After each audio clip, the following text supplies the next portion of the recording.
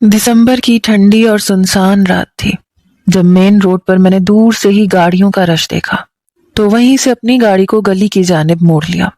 क्योंकि दिसंबर में शादियों का सीजन होता है और उस मेन रोड पर काफी सारे शादी हॉल बने हुए थे। अगर मैं मेन रोड से जाता तो यकीनन 1 घंटा वो रोड जैम ही रहता। इसलिए मैं गली के अंदर गाड़ी मोड़ चुका था। मालूम तो नहीं था कि उस गली का रास्ता कहाँ से कहाँ ले जाएगा, लेकिन बहरहाल गली काफी सुनसान थी। लेकिन काफी घरों पर बर्फ की कुमकुमे लगे हुए थे। वहां पर एक जगह मेरी गाड़ी जाकर रुक गई। शायद बहुत ज्यादा हीटअप हो गई थी, क्योंकि मैं हैदराबाद से कराची आ रहा था और मुसलसल गाड़ी 2 घंटे से चल रही थी। मैं कराची तो पहुंच चुका था, लेकिन घर मेरा यहाँ से आधे घंटे की मुसाफत पर था। मैंने पानी की बोतल गाड़ी से उठाई और गाड़ी का बोनट खोलकर उसमें पानी डालने लगा। गाड़ी बहुत ज्यादा हीटअप हो गई थी तो वो धुएं छोड़ने लगी, इसलिए 10 मिनट तक मैं गाड़ी नहीं चला सकता था। गाड़ी में पानी डाला।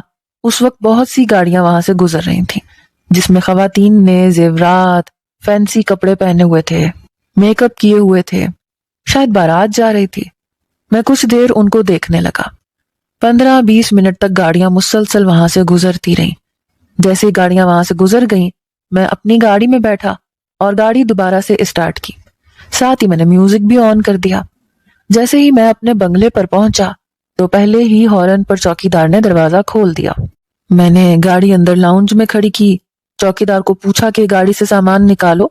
मेरा एक छोटा दस्ती बैग गाड़ी में मौजूद था। जैसे ही चौकीदार ने गाड़ी की डिग्गी खोली, चौकीदार डिग्गी को देखकर घबरा गया और फटी फटी आंखों से देखने लगा। जब मैं उसके पास आया तो वहां पर एक लड़की दुल्हन के लिबास में बैठी हुई थी। मुकम्मल तौर पर दुल्हन लग रही थी।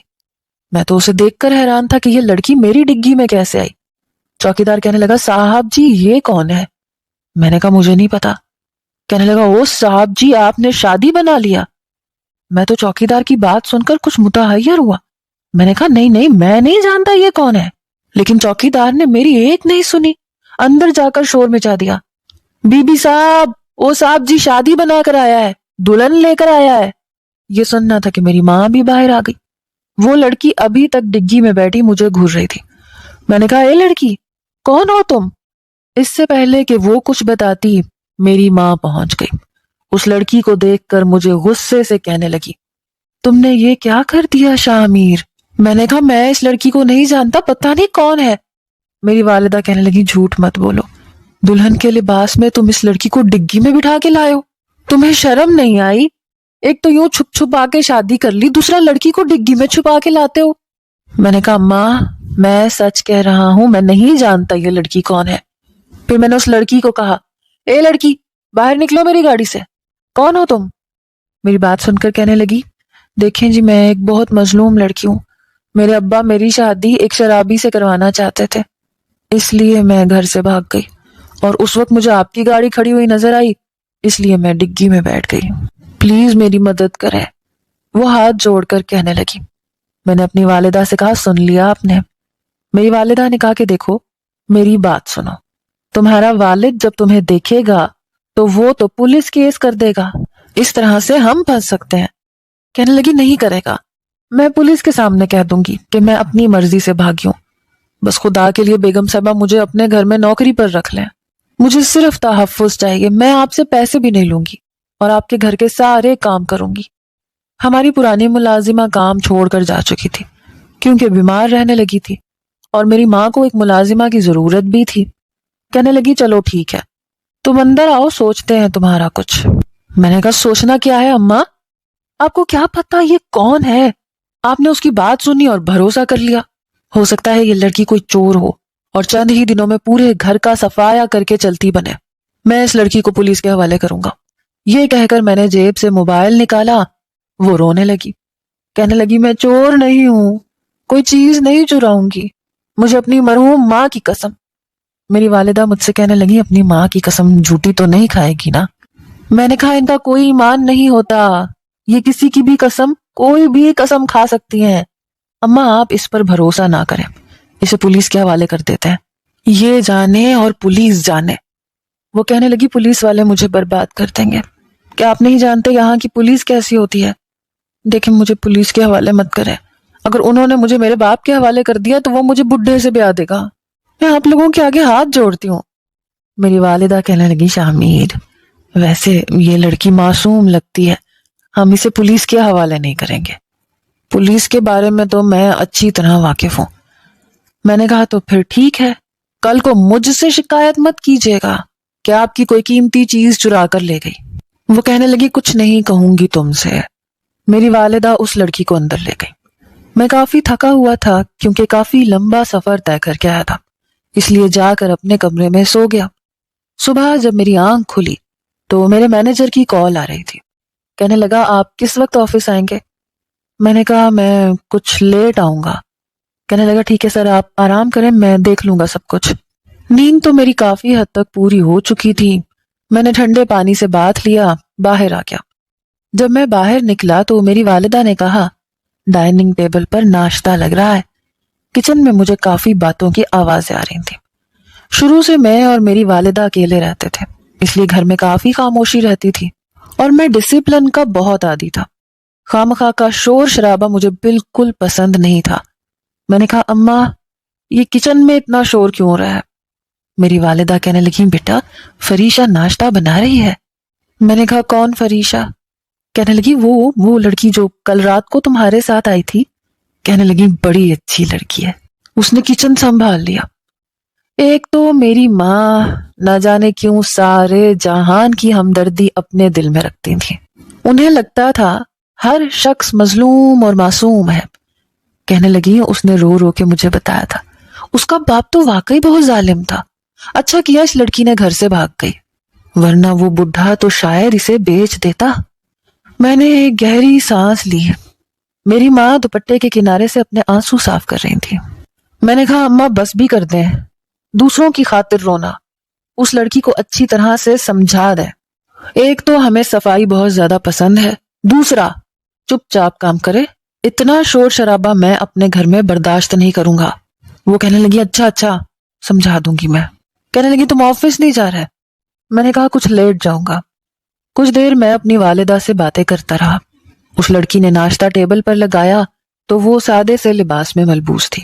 شاید میری والدہ نے اسے اپنے کپڑے دیے تھے کیونکہ وہ کپڑے اس پر کافی ڈھیلے ڈھالے تھے. وہ لڑکی سارا ناشتہ رکھ کر واپس کچن میں جانے لگی تو میری والدہ کہنے لگی کہ تم کہاں جا رہی ہو, آؤ ہمارے ساتھ بیٹھ کر ناشتہ کرو. یہ سن کر مجھے اماں پر غصہ آیا تھا. کیا ضرورت تھی انہیں ایک ملازمہ کو اتنا سر چڑھانے کی؟ میں نے کہا اماں جہاں باقی ملازمین ناشتہ کر رہے ہیں یہ بھی وہیں ناشتہ کر لے گی. میری والدہ کہنے لگی کہ میں نے تو اسے اپنی بیٹی بنا لیا, آؤ فریشہ میرے پاس آ کر بیٹھو. مجھے اپنی والدہ کی مہربانیاں شروع سے اچھی نہیں لگتی تھی کیونکہ میں جانتا تھا اس کا بہت نقصان ہے. میری والدہ اسی وجہ سے بہت دھوکے کھا چکی تھی. کچھ ہی دیر بعد میں آفس چلا گیا. شام کو جب میں واپس آیا تو وہ لڑکی میری ماں کے ساتھ صوفے پر بیٹھی تھی اور صوفے پر بھی آلتی پالتی مارے بیٹھی تھی. یہ دیکھ کر مجھے بڑا غصہ آیا. میں نے کہا اماں اس لڑکی کو تمیز نہیں ہے اٹھنے بیٹھنے کی, اور اس کی ہمت کیسے ہوئی صوفے پر بیٹھنے کی؟ اسے زمین پر بیٹھنا چاہیے. پتہ نہیں اماں کو کیا کہانیاں سنا رہی تھی کہ میری ماں بھی ہنسے جا رہی تھی. میں اس لڑکی کو غور سے دیکھنے لگا. بلا شبہ دیکھنے میں وہ خوش شکل تھی. مجھے اسے دیکھ کر یہ نہیں لگتا تھا کہ یہ کوئی مظلوم لڑکی ہے. مجھے یہ لڑکی بڑی چال باز اور چالاک قسم کی لگی تھی. اس لیے میں نے سوچا کہ میری ماں تو سدا کی نرم دل خاتون تھی. مجھے ہی اس لڑکی کو اس کی اوقات میں رکھنا چاہیے. جیسے ہی لاؤنج میں اپنی والدہ کی طرف بڑھا مجھے دیکھ کر اس کی ہنسی کو بریک لگی. میں نے اسے غور سے دیکھا تو اس نے جلدی سے اپنے پاؤں زمین پر رکھ لیا. میں نے کہا اٹھو یہاں سے, میرے لیے ایک گلاس ٹھنڈا پانی لے کر آؤ. وہ فوراً سے کچن میں چلی گئی. میری والدہ کہنے لگی یہ تم کس طرح سے بات کرتے ہو, بات تو آرام سے کر لیا کرو. میں نے کہا میں بالکل ٹھیک لہجے میں بات کرتا ہوں. میری بھولی ماں ملازمین کو ان کی حیثیت میں رکھنا چاہیے ورنہ کل کو وہ مالک بننے کے خواب دیکھنے لگتے ہیں. آپ کیوں اس لڑکی کو سر پر چڑھا رہی ہیں؟ آج تک کبھی مجھے دیکھا ہے یوں صوفے پر آلتی پالتی مارے بیٹھے؟ اس لڑکی کو بیٹھنے کی بھی تمیز نہیں ہے. میں نے صوفے کو جھاڑا اور بیٹھ گیا. کہنے لگی یہ کیا تم ہر وقت سوٹڈ بوٹڈ اکڑے رہتے ہو, ارے کبھی نارمل لائف بھی جی لیا کرو.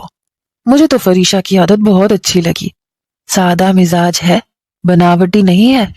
میں نے کہا غریب ایسے ہی ہوتے ہیں کیونکہ ان کے پاس بناوٹ دکھانے کے لیے کچھ ہوتا نہیں ہے۔ بہرحال جلدی کھانا لگوائیں، مجھے بھوک لگ رہی ہے۔ میری والدہ کچن میں چلی گئی اور وہ لڑکی میرے لیے پانی لے کر آ گئی۔ میں نے پانی پیا۔ میں نے کہا دیکھو تم یہ مت بھولو کہ تم اس گھر میں کس حیثیت سے آئی ہو۔ کہنے لگی مجھے معلوم ہے اپنی حیثیت، آپ بے فکر رہیں، میں اپنی حیثیت کے اندر ہی رہوں گی۔ میں نے کہا چلو جاؤ جا کر ڈائننگ ٹیبل پر کھانا لگاؤ۔ وہ فوراً سے کچن میں چلی گئی۔ میں نے سوچا کہ کھانا کھانے سے پہلے مجھے فریش ہو جانا چاہیے۔ میں اپنے کمرے میں گیا۔ کمرہ صاف ستھرا تھا۔ میں نے اپنی الماری کا نقشہ دیکھا تو مجھے غصہ آنے لگا۔ سب چیزیں الٹ پلٹ تھیں۔ جہاں میں نے شرٹ رکھی تھی وہاں مجھے ٹائی اور موزے نظر آ رہے تھے، جہاں موزے اور ٹائی ہونے چاہیے تھے وہاں پر مجھے پینٹوں کی کتاریں نظر آ رہی تھیں جو کہ میں نے اپنے وارڈروب میں ہینگر کیے ہوئے تھے۔ جب میں نے وارڈروب کھولا تو اس میں خالی کوٹ ٹنگے ہوئے تھے۔ مجھے بے ترتیبی بالکل پسند نہیں تھی۔ میں جس طرح سے اپنی سیٹنگ کرتا تھا میں چاہتا تھا ویسے ہی رہے، اس میں کوئی بھی بدلاؤ مجھے برداشت نہیں ہوتا تھا۔ میں نے ملازم کو آواز دی، وہ میرے کمرے میں آ گیا۔ میں نے کہا یہ میری الماری کا نقشہ کس نے بدلا؟ کہنے لگا وہ صاحب جی وہ نئی ملازمہ بی بی جی سے کہہ رہی تھی کہ الماری بہت خراب ہو رہی ہے، میں اسے ٹھیک کر دیتی ہوں۔ میں نے کہا اس لڑکی کی اتنی ہمت، وہ میرے کمرے میں آئی تو آئی کیسے؟ کس نے اجازت دی اسے میرے کمرے میں آنے کی؟ جاؤ بلا کر لاؤ اسے۔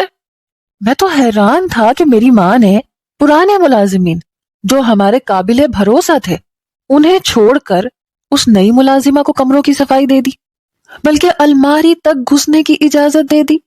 میں بے حد غصے میں تھا جب وہ کمرے میں آئی۔ کہنے لگی جی کہیے۔ میں نے کہا ادھر آؤ ذرا۔ وہ خرامہ قدم اٹھاتی میرے پاس آ گئی۔ میں نے کہا تم ہوتی کون ہو میری الماری میں گھسنے والی؟ یہ کیا کیا ہے تم نے؟ ترتیب کیوں چینج کی ہے؟ کہنے لگی مجھے ٹھیک نہیں لگ رہا تھا، دیکھیں نا میں نے تو سب کچھ الگ الگ کر کے رکھ دیا۔ اس میں آپ کی ساری پینٹیں ہیں، یہ اوپر ساری شرٹیں ہیں، اور اس خانے میں آپ کے موزے اور ٹائیاں ہیں، نیچے آپ کے سارے جوتے ہیں، اور ادھر صرف میں نے کوٹ ٹانگے ہیں۔ اچھا لگ رہا ہے نا سب؟ میں نے کہا تم ہوتی کون ہو اپنی مرضی چلانے والی؟ کہنے لگی مجھے ہی تو ساری زندگی یہ کام کرنے ہیں، میں نے سوچا اپنے حساب سے رکھ دوں۔ دیکھیں آپ بالکل بھی پریشان نہ ہو، آپ کو روزانہ آپ کے آفس کے کپڑے مل جایا کریں گے، میں بیڈ پہ رکھ دیا کروں گی، آپ کو بس پہن کر آفس جانا ہے۔ میں نے کہا او ہیلو، کون ہو تم؟ دیکھو ملازمہ ہو، ملازمہ بن کے رہو، میری بیوی بننے کی کوشش مت کرو۔ میں نے کہا میرے کمرے میں آج کے بعد تم مجھے نظر آئی نا میں تمہاری جان نکال لوں گا۔ میرا پرانا ملازم میرا کمرہ صاف کرے گا اور میری چیزیں ترتیب سے رکھے گا۔ کہنے لگی ٹھیک ہے آپ کی مرضی ہے، اچھا ہے میرا آدھا کام تو سمجھے ختم ہو گیا۔ یہ کہہ کر وہ کمرے سے باہر چلی گئی۔ میں نے اپنے ملازم کو بلایا، اسے کہا کہ کپڑے ویسے رکھو جیسے پہلے موجود ہوتے تھے۔ وہ میری الماری ٹھیک کرنے لگا۔ میں نہانے چلا گیا۔ واش روم میں گیا تو وہاں بھی ہر چیز ادھر سے ادھر پڑی تھی۔ پتہ نہیں اس لڑکی کو کیا مصیبت تھی جو میری ساری چیزیں ادھر ادھر کرتی۔ بہرحال نہا کر میں نے ایک عام سا ٹراؤزر شرٹ پہنا اور نیچے ڈائننگ میں چلا گیا۔ تب وہ میری ماں کے برابر کرسی پر بیٹھی پلیٹ میں فٹافٹ بریانی ڈال رہی تھی۔ کہنے لگی اماں جی آپ یہ بریانی کھا کر دیکھیں، انگلیاں نہ چاٹ کے رہ جائیں تو پھر کہیے گا۔ یہ کہہ کر اس نے پہلے اپنی پلیٹ بھری، پھر میری والدہ کی پلیٹ میں بریانی ڈالنے لگی۔ میری والدہ کہنے لگی ویسے میں تیز مرچیں تو نہیں کھاتی، لیکن چونکہ تم نے بنائی ہے اس لیے اسے ضرور کھاؤں گی۔ میں نے اپنی پلیٹ میں بریانی ڈالی، ساتھ ساتھ میں اسے گھور رہا تھا۔ بریانی اس نے واقعی کمال کی بنائی تھی، بہت مزیدار تھی۔ میری والدہ بھی اس کی تعریفیں کر رہی تھیں، لیکن اس کے بعد جو کچھ میں نے اس لڑکی کو کرتے دیکھا میرے ہوش اڑنے لگے۔ ایک بار میں آفس سے کچھ جلدی واپس آ گیا۔ میں جب اپنے کمرے میں داخل ہوا تو مجھے اپنے واش روم سے شاور کی آواز آ رہی تھی۔ مجھے حیرت ہوئی کہ میرے واش روم میں کون جا سکتا ہے۔ میں وہیں بیڈ پر بیٹھ گیا۔ کچھ دیر بعد واش روم کا دروازہ کھلا اور وہ لڑکی سر پر تولیہ لپیٹے باہر نکلی۔ گلے میں دوپٹہ بھی موجود نہیں تھا۔ جو لباس اس نے پہنا تھا کچھ دیر اسے دیکھ کر میں اپنی نظریں بدلنا ہی بھول گیا۔ وہ لڑکی بے حد حسین تھی۔ مجھے دیکھ کر جلدی سے اس نے اپنے دونوں بازو سے اپنا سینہ چھپا لیا۔ کہنے لگی بڑے بے شرم ہیں آپ، منہ اٹھا کے کمرے میں آ گئے۔ اس کی بات سن کر میں بری طرح سے چونکا، اپنے ٹرانس سے باہر آیا۔ آج تک کبھی ایسا نہیں ہوا تھا کہ میں کسی لڑکی میں اتنا کھویا ہوں۔ مجھے اپنی اس بات پر خفت محسوس ہوئی۔ میں نے کہا تم میرے کمرے میں کیا کر رہی ہو؟ کہنے لگی میرے کمرے کے واش روم کا نل خراب تھا، اور آپ تو ویسے بھی شام کو آتے ہیں، میں نے سوچا چلو یہی نہا لوں، لیکن مجھے کیا پتا تھا آپ اچانک سے آ جائیں گے۔ یہ کہہ کر وہ فوراً کمرے سے باہر نکل گئی۔ مجھے اپنی ماں پر غصہ آنے لگا کہ اس لڑکی کو کوارٹر کیوں نہیں دیا؟ یہ کیا پورا دن بنگلے کے اندر دندناتی پھرتی ہے، اور اسے پورے بنگلے میں بس ایک میرا کمرہ ہی ملا تھا نہانے کے لیے۔ میں اپنا سر پکڑ کے بیٹھ گیا۔ میں جب فریش ہو کر باہر آیا تو میری ماں کے ساتھ چائے پی رہی تھی۔ پتہ نہیں مجھے کیوں نہیں لگتا تھا کہ وہ کوئی مظلوم لڑکی ہے۔ کہنے لگی ایسا کریں ماں جی، آپ ساری فکریں میرے سر پر ڈال لیں اور خود چین کی بانسری بجائیں۔ اماں جی کہنے لگی وہ کیسے؟ کہنے لگی سیدھی سی بات ہے، آج کے بعد گھر کی دیکھ ریکھ میں سنبھال لیتی ہوں۔ اماں کہنے لگی یہ تو تم بہت اچھی بات کر رہی ہو، میں خود بھی تھک گئی ہوں ان ملازمین کے پیچھے بھاگتے بھاگتے۔ وہ کہنے لگی فکر ہی نہ کریں، سب کو تیر کی طرح سیدھا رکھوں گی۔ مجھے اپنی ماں پر غصہ آنے لگا۔ بھلا ایسا بھی کیا ملازمہ پر بھروسہ کہ اسے اپنی جگہ دے دی؟ اس سے پہلے کہ میں اپنی والدہ سے کچھ کہتا، میری والدہ نے مجھے ٹوک دیا، تم گھر کے معاملات میں دخل اندازی مت کرنا، مجھے پتا ہے کس کو کیسے رکھنا ہے۔ میں چپ ہو گیا، لیکن پھر بھی میں اس لڑکی پر نظر رکھنے لگا تھا۔ وہ تو یوں تھی جیسے نواب بن گئی ہو۔ میری والدہ نے اسے مہنگے برانڈ کے کپڑے منگوا کر دیا، وہ تو کہیں سے ملازمہ لگتی نہیں تھی، باقی ملازمین کے پیچھے لگ کے سارے گھر کے کام کرواتی تھی۔ گھر میں کیا پکے گا کیا نہیں سب اس کے ہاتھ میں تھا، لیکن میں نہیں چاہتا تھا کہ وہ میرے گھر پر حکمرانی کرے۔ انہی دنوں میں نے اپنی ایک کزن کو کال کی جو کہ میری چچا زاد تھی۔ میں نے اسے کہا کہ وہ کچھ دن کے لیے ہمارے گھر رہنے آ جائے۔ وہ کہنے لگی کیوں؟ میں نے کہا بس یوں ہی، وہ کسی لڑکے کو پسند کرتی تھی اور یہ بات صرف میں جانتا تھا۔ میری والدہ دبے لفظوں میں مجھے اس سے شادی کرنے کے لیے کہہ چکی تھی۔ پہلے پہل تو میں بھی راضی تھا، لیکن اس لڑکی نے مجھے خود فون کر کے کہا کہ میں رشتہ نہ مانگوں کیونکہ وہ کسی اور کو پسند کرتی ہے، اس لیے میں نے رشتہ مانگنے سے انکار کر دیا۔ میں نے اس سے کہا کہ اس وقت میں نے تمہاری مدد کی تھی، اب تم میری ایک مدد کرو۔ کہنے لگی کیسی مدد؟ میں نے کہا تم نے کرنا یہ ہے کہ تم میرے گھر پر رہنے آ جاؤ۔ میں چاہتا تھا کہ اپنی اس کزن کی مدد سے میں اس لڑکی کو آؤٹ کر سکوں جو میری ماں پر پتہ نہیں کیسا پیار کا جادو کر چکی ہے کہ وہ اپنا سب کچھ اسے دینے کو تیار ہے۔ وہ کہنے لگی لیکن میں کروں گی کیا؟ میں نے کہا تم وہاں کی ملازمہ پر نظر رکھو، کیا کرتی ہے کیا نہیں کرتی، میری ماں کے ساتھ کیسی میٹھی میٹھی باتیں کر کے اسے اپنا گرویدہ کر رہی ہے کہ یہ سب کچھ اس کے ہاتھ میں چلا جائے۔ یہ بات سن کے کہنے لگی یہ بہت بڑی بات ہے۔ میں نے کہا ہے تو بہت بڑی بات، لیکن اس کا حل کیا کرے؟ کہنے لگی شامیر بھائی میں آ جاتی ہوں اور میں اس لڑکی پر نظر بھی رکھوں گی۔ میں نے کہا ٹھیک ہے۔ میں نے کہا جیسے ہی تمہیں موقع ملے اس کے سامان کی بھی تلاشی لینا۔ جب وہ میری ڈگی سے اتری تھی تو ایک چھوٹا سا بیگ اس کے پاس تھا۔ کہنے لگی ٹھیک ہے آپ فکر ہی نہ کریں، اس کی تو میں ایسی پول کھولوں گی کہ تائی جی کو بھی پتہ چل جائے گا۔ میں نے کہا بس اس ملازمہ کو کسی نہ کسی طریقے سے گھر سے نکلوا دو۔ اگلے روز وہ اپنا چھوٹا سا بیگ لے کر ہمارے گھر آ گئی۔ اماں سے کہنے لگی کہ میں بہت بور ہو رہی تھی، پیپرز دے کر فارغ ہوئی تھی، اس لیے سوچا کہ تائی اماں کے پاس رہ لوں۔ میری والدہ کو بھلا کیا اعتراض ہو سکتا تھا؟ البتہ اس کے آنے سے میں نے دیکھا کہ فریشہ گم ہو چکی تھی۔ اب یہ ہوتا کہ میں گل سے باتیں کرنے لگتا، اس کو کہتا کہ ایسا کرو میرے لیے پاستا بنا لو، کیونکہ وہ پاستا بہت اچھا بناتی تھی۔ یہ دیکھ کر میں نے محسوس کیا کہ فریشہ کے ماتھے پر بل پڑنے لگے، شاید اسے گل کا یہاں آنا پسند نہیں آیا تھا۔ بہرحال میں بہت خوش تھا۔ ایک بار میں شام کے ٹائم جب آفس سے آیا تو گل نے میرے لیے پاستا بنا کے رکھا۔ کہنے لگی شامیر جلدی آؤ دونوں مل کے کھاتے ہیں۔ میں نے کہا ہاں کیوں نہیں، بس میں فریش ہو کے ابھی آیا۔ جیسے ہی میں نیچے آیا پاستا کا ایک چمچ لیتے ہی میرا منہ جلنے لگا۔ میں نے کہا تم نے اتنی تیز مرچیں ڈالی ہیں؟ کہنے لگی نہیں، جب میں نے چکھا تب تو ٹھیک تھا۔ کہنے لگی پتہ نہیں کس نے مرچیں تیز کر دی۔ اس وقت میری والدہ اور فریشہ صوفے پر بیٹھ کر ٹی وی دیکھ رہی تھیں۔ وہ چور نظروں سے کبھی مجھے اور کبھی ٹی وی کو دیکھ رہی تھی۔ میں سمجھ گیا کہ یہ حرکت اسی کی ہے۔ میں نے کہا ایسا کرو، اس کو چھوڑو، میرے ساتھ چلو، میں تمہیں آئس کریم کھلانے لے جاؤں گا۔ گل فوراً سے تیار ہو گئی تو میری والدہ کہنے لگی ایسا کرو اپنے ساتھ فریشہ کو بھی لے جاؤ۔ میں نے کہا اسے کیوں لے کر جاؤں؟ اماں کہنے لگی کیوں؟ اس کا دل نہیں ہے؟ وہ بھی آئس کریم کھا لے گی، معصوم سی بچی ہے، پورا دن سارے گھر کی ذمہ داریاں اٹھاتی ہے، تم اسے بھی ساتھ لے جاؤ۔ میں اسے اپنے ساتھ لے کر آ گیا۔ پورا راستہ ہم دونوں باتیں کرتے رہے اور وہ ماتھے پر بل ڈالے غصے سے کبھی مجھے دیکھتی کبھی گل کو۔ پتہ نہیں کیوں لیکن مجھے یہ لگتا تھا جیسے وہ گھر کے ساتھ ساتھ مجھے بھی ہتھیانا چاہتی تھی۔ بہت چالاک لڑکی تھی۔ آئس کریم کھاتے ہوئے میں نے جان بوجھ کر اپنی آئس کریم گل کی جانب بڑھا دی۔ میں نے کہا یہ کھا کے دیکھو، بہت مزے کی ہے۔ وہ میری آئس کریم کھانے لگی، کہنے لگی ہاں یہ تو واقعی مزے کی ہے۔ میں نے کہا گل میں سوچ رہا ہوں اماں کو تمہارے گھر رشتے کے لیے بھیج دوں۔ میرا یہ کہنا تھا کہ گل بھی غصے سے مجھے دیکھنے لگی۔ میں نے آنکھ سے اشارہ کیا تو سمجھ گئی۔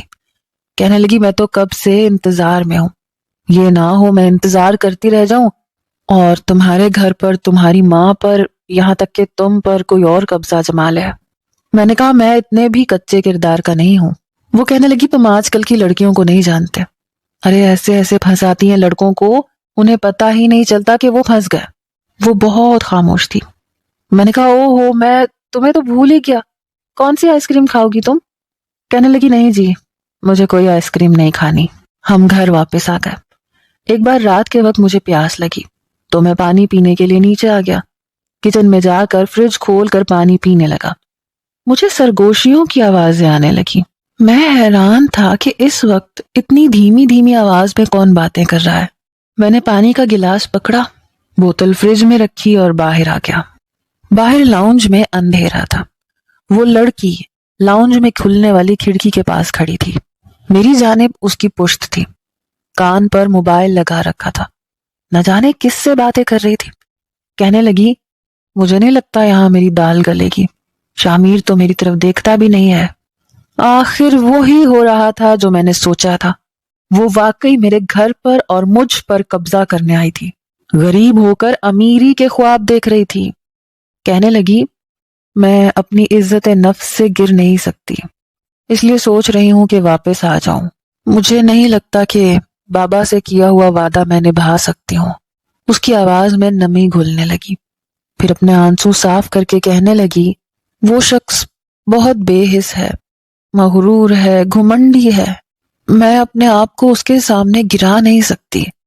جب اسے اس بات کا احساس ہی نہیں ہے تو کسی کو اپنا پابند کر چکا ہے وہ، تو میں کیوں اس کی خاطر اپنی زندگی برباد کروں؟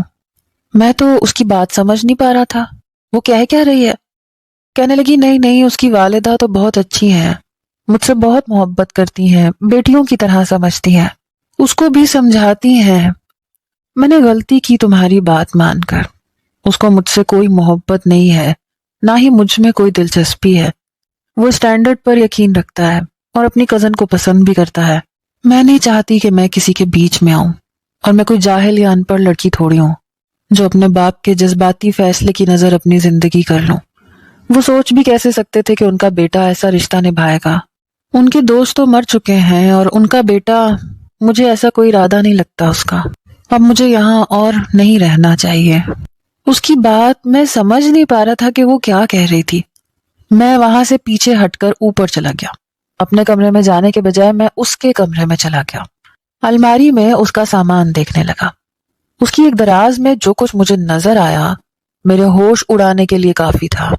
شامیر سکندر، کیا آپ کو فریشہ بن عبد الرحمن سے سکہ رائج الوقت 1,00,000 کے عوض یہ نکاح قبول ہے؟ جی ہاں قبول ہے۔ میرے کان میں کئی سال پرانی آواز گونجنے لگی۔ میں سوچ بھی نہیں سکتا تھا کہ یہ وہ فریشہ ہو سکتی ہے۔ آج سے 8 سال پہلے میرے والد مجھے اپنے ایک دوست کے گھر لے کر گئے۔ گھر ان کا کافی بڑا تھا لیکن پرانے طرز کا بنا ہوا تھا۔ وہ میرے بابا کے بچپن کے دوست تھے، دونوں میں بڑی محبت تھی، لیکن مجھے گاؤں کا ماحول کچھ خاص پسند نہیں تھا۔ میرے والد مجھے اپنے ساتھ زبردستی لے کر گئے تھے۔ اس وقت شاید میں 13ویں جماعت میں پڑھتا تھا۔ ان کے دوست کی بیٹی جس کا نام فریشا تھا، وہ اس وقت 9ویں جماعت کی طالب علم تھی، لیکن میرے سامنے کبھی نہیں آئی تھی اور مجھے غرض بھی نہیں تھی۔ ایک رات میرے باپ نے میرے سر پر یہ بوم پھوڑ دیا کہ وہ میرا نکاح اپنے دوست کی بیٹی سے کرنا چاہتے ہیں تاکہ یہ دوستی رشتہ داری میں بدل جائے۔ میں نے کہا بابا کیسے میرے بارے میں آپ اتنا بڑا فیصلہ کرنا چاہتے ہیں؟ میں یوں کسی بھی گاؤں کی لڑکی سے شادی نہیں کر سکتا، میرے خواب بہت اونچے ہیں۔ وہ کہنے لگے دیکھو میں نے تمہیں اس لیے پال پوس کر بڑا نہیں کیا کہ اپنی ایک خواہش بھی تم سے پوری نہ کروا سکوں۔ میں نے اپنے دوست کو زبان دی ہے، کل جمعے کے بعد تمہارا نکاح ہے۔ میں نے کہا بابا پلیز۔